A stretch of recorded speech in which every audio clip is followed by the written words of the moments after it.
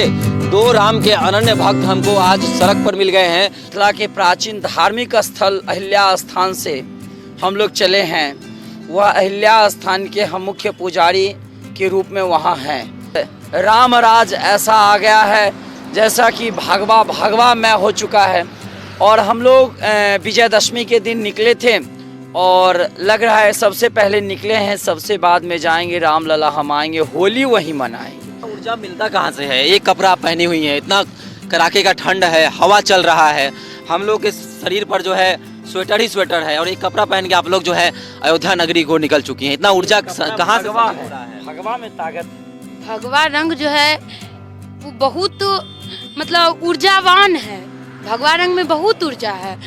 सूरज की जब लाली सुबह में उगती है तो सभी बेचैन हो जाते हैं कि अब सूरज भगवान का उदय हो गया है। भव्य मंदिर कौन कहते हैं कि सीता माता उदास रहती है? सीता माता आजीवन खुश रही। उनको इतना अग्नि परीक्षा 2 बार उनको देना पड़ा, फिर भी वो खुश रही। और आज भी हमारी माता सीता बहुत खुश है। हम लेकिन अभी भी उदास है पूरा? नहीं है उदास, कभी नहीं उदास है। वहाँ बहुत जल्द बनने वाला है। उसमें ही माता सीता खुश है। वो थी राजघराने से, राजा की पुत्री थी, राजा की पुत्र वधू थी, राजा की पत्नी थी, आगे चल के राजा की माता भी हुई, लेकिन वो कभी राज सुख में नहीं रह पाई। जब तक वो अपने पिता के घर थी और विवाह के कुछ समय तक ही वो राज सुख भोग पाई। उसके बाद जो है आजीवन वो ऋषि का ही जीवन जी पाई है। जो लड़ाई 500 वर्ष के बाद प्रभु श्री रामचंद्र जी त्रिपाल से अपने मंदिर में जा रहे हैं। तो 22 जनवरी को अयोध्या में रामलला के प्राण प्रतिष्ठा का कार्यक्रम है और जो भारत के भक्तजन हैं वह लगातार राम की सेवा में लगे हुए हैं, राम को याद कर रहे हैं, उनके स्वागत में खड़े हैं। देखिए, 2 राम के अनन्य भक्त हमको आज सड़क पर मिल गए हैं।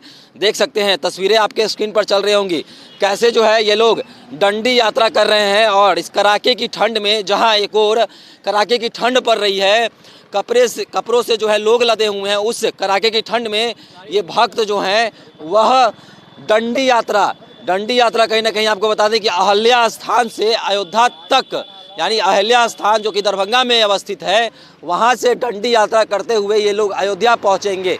आपको बता दें कि 24 अक्टूबर यानी कि विजयादशमी के दिन 24 अक्टूबर 2023, जी हाँ 2023 24 अक्टूबर को विजयादशमी के दिन इन लोगों ने डंडी यात्रा जो है प्रारंभ की थी। और इसके बाद अब जो है अयोध्या की ओर हैं। इनसे बात भी करेंगे। पति पत्नी, देखिए पति पत्नी दोनों हैं और राम के अनन्य भक्त हैं। क्या कुछ कहेंगे? इतना बड़ा बीड़ा आप लोगों ने उठाया है, कैसे संभव है और शक्ति कहाँ से मिल रही है? पहले तो सभी राम भक्तों को जय जय सिया राम, जय जय सिया राम। ये शक्ति जो है अब राम राज आ चुका है, वहाँ से मिल रहा है। और हम बता दें कि मिथिला के प्राचीन धार्मिक स्थल अहिल्या स्थान से हम लोग चले हैं। वह अहिल्या स्थान के हम मुख्य पुजारी के रूप में वहाँ हैं। और विश्व का पहला ऐसा मंदिर है जहाँ के मुख्य पुजारी महिला होती है। वो यहाँ ये जो है किशोरी जी, अवंतिका मिश्रा किशोरी जी, ये वो वहाँ मुख्य पुजारी के रूप में हैं। कामेश्वर कुमार मिश्रा उर्फ राम जी, हम वहाँ नौकर समझिए, महंत समझिए, पुजारी समझिए, जो समझिए, उस रूप में वहाँ हैं।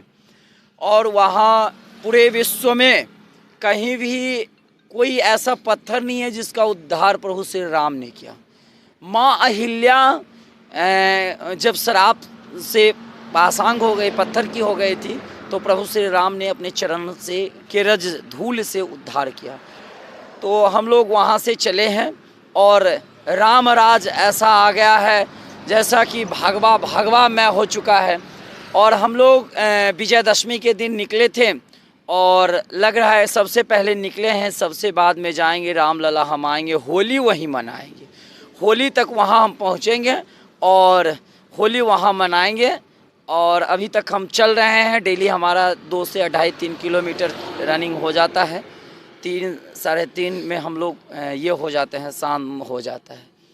और अभी तक जैसे कि भगवान चला रहे हैं वैसे चल रहे हैं। लोगों का कितना सपोर्ट मिल रहा है रास्ते में, जहाँ से आप गुजर रहे हैं? बहुत सपोर्ट है। सब तो लोगों का सपोर्ट ही है, तो बहुत सपोर्ट है, लोगों का बहुत सपोर्ट है। भगवा मैं हो चुका है। अच्छा, किसी भी डंडी यात्रा का, साइकिल यात्रा का, पैदल यात्रा का कोई उद्देश्य होता है। आप दोनों पति पत्नी का उद्देश्य क्या था वहाँ से निकलने से पहले? मेरा उद्देश्य तो था कि हमारे जो सनातन्य है, सनातन जो अभी कुछ लोग कहते थे कि कुछ सो गया है, वो सोया नहीं है, अभी जागा है।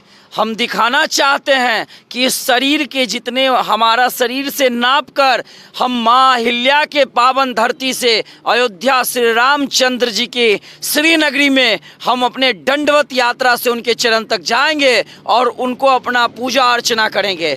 ये हम उनके चरण की धूल पाने के लिए करना चाहते हैं और हम ये दिखाना चाहते हैं कि प्रभु श्री रामचंद्र जी हमें शक्ति दिए हैं तो हम ऐसे करके आए हैं।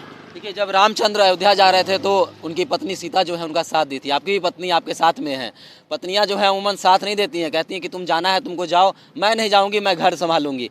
पत्नी का भरपूर साथ मिला था निकलने से पहले? तो ये बताएंगे, पूछ सकते हैं। क्या कहेंगी? पति जो है वीरा उठाए हैं, निकले हैं, क्या कुछ था मन में था कि पति के साथ जाएंगे? जैसे सीता जी निकली थी वन की ओर, सीता जी वन की ओर भी निकली थी और राम जी को उनका सम्मान दिलाने के लिए वो अपने गर्भ धारण के समय में ही वनवास को चली गई थी, अकेली भी गई थी। पहले तो सभी को हम जय जय सिया राम कहना चाहेंगे, सभी सनातन प्रेमियों को जय जय सिया राम, सादर प्रणाम। हम लोग अहिल्या स्थान से राम जन्मभूमि के लिए दांडी यात्रा पर निकले हैं। अहिल्या स्थान वो पावन धरती है जहाँ पे प्रभु श्री राम अपने चरणों से माता अहिल्या का उद्धार किए थे। जो अहिल्या गौतम ऋषि की पत्नी है, युगों तक वहाँ पे श्रापित रही, उनका प्रभु श्री राम ने वहाँ पे आकर के उद्धार किया था। अनेकों जगह या फिर आज तक युगों युगों से चलता आ रहा है और अभी भी चल रहा है। लगता है आगे भी ये ऐसा ही क्रम चलेगा कि भक्त भगवान के द्वार पे पहुँचते हैं, लेकिन वो समय था जब अहिल्या माता के द्वार भगवान पहुँचे थे। अच्छा, उनका उद्धार करने के लिए। और उस समय दैनिक जीवन का कोई सुविधा नहीं था, ना सड़क था, ना आज की तरह गूगल मैप था कि ये रास्ता शॉर्टकट है, राम जी आप शॉर्टकट होके जाइए। नहीं, उनको जैसा अपने आप समझ आया वैसे वो गए थे और कठिन रास्ते से गए थे।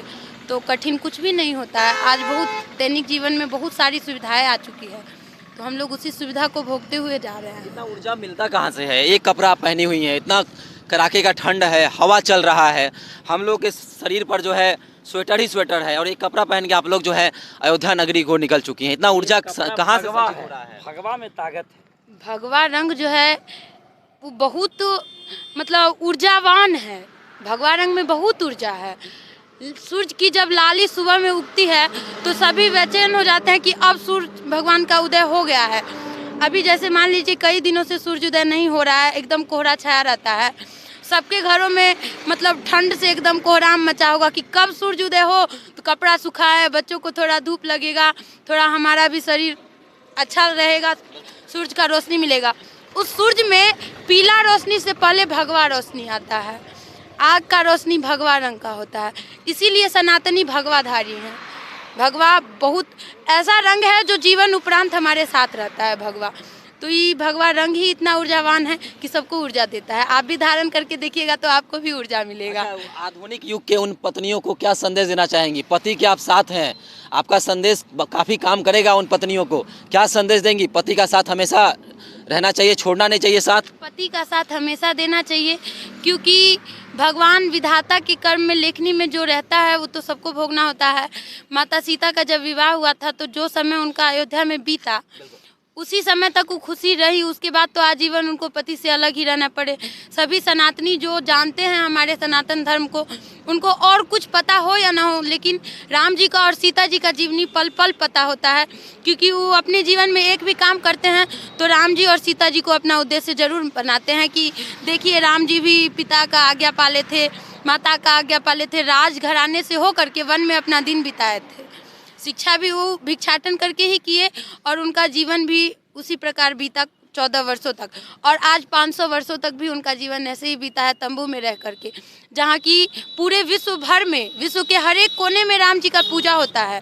हर जगह उनका भव्य मंदिर रहता है, लेकिन उनका जो अपना स्थानीय निवास था वहाँ पे उनका मंदिर नहीं था, वो तंबू में थे। माता सीता का रसोई उसी में था और उसी में उनका घर था। तो सबसे यही कहना चाहेंगे कि जो परिवार आपको भगवान दिए हैं उसमें रहना और उसी जीवन को सुखमय बनाना कोशिश करिए इसका कि वही जीवन हमारा सुखमय बीते। और दूसरे जीवन की आशा अगर करते हैं कोई भी लोग, तो वो आने वाला भविष्य जो है वो कोई ये नहीं कह सकता है कि हमारा अच्छा ही होगा, हो सकता है इससे भी बदतर हो जाए। आज का जो जीवन जो जी रहे हैं उनको लगता है कि हम अच्छे से नहीं जी रहे हैं, हमको इसमें खुशी नहीं मिल रहा है, हम अगले किसी जीवन में जाएंगे तो हमको खुशी मिलेगा। लेकिन ऐसा नहीं होता है, हो सकता है आज हम जितना खुशी हैं उससे ज़्यादा दुखी हमको वहाँ पे जाके मिल जाए। तो इसलिए जिसको जो जीवन मिला है उसमें खुशी रहना सीखिए। और दुख का जहाँ तक बात है वो प्रभु श्री राम भी भोगे थे और माता सीता भी भोगी थी, जीवन उपरांत भोगी थी माता सीता। तो इसलिए अपने कर्तव्य से कोई भी विमुख मत होइए, अपने कर्तव्य पे अडिग रहिए। परिवार में और कितने कौन कौन हैं? परिवार में सब लोग हैं, लेकिन हम लोग परिवार से अलग स्थान पे रहते हैं, स्थान पे सेवा देते हैं। आपकी संतान है? जी है। साथ में चल रहे हैं? नहीं, साथ में नहीं चल रही है, एक बेटी है, उसको स्थान पे छोड़ के आया है। अच्छा, एक और प्रश्न पूछना चाहेंगे। आप अहिल्या स्थान से हैं, मिथिला की धरती है।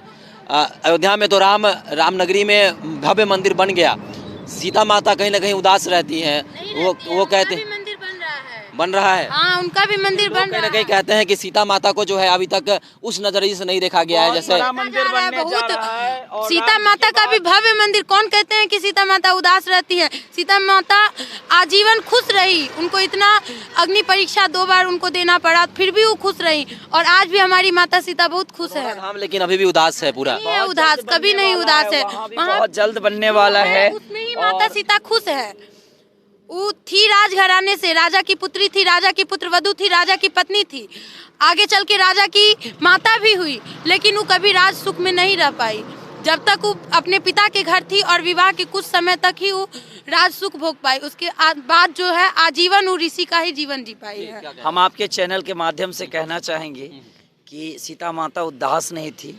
हम लोग सोचते थे कि प्रभु श्री राम का भव्य मंदिर बन जाए तो सीता जन्मभूमि पर भी मंदिर बने, क्योंकि पहला लड़ाई वहाँ था, जो लड़ाई 500 वर्ष के बाद प्रभु श्री रामचंद्र जी त्रिपाल से अपने मंदिर में जा रहे हैं।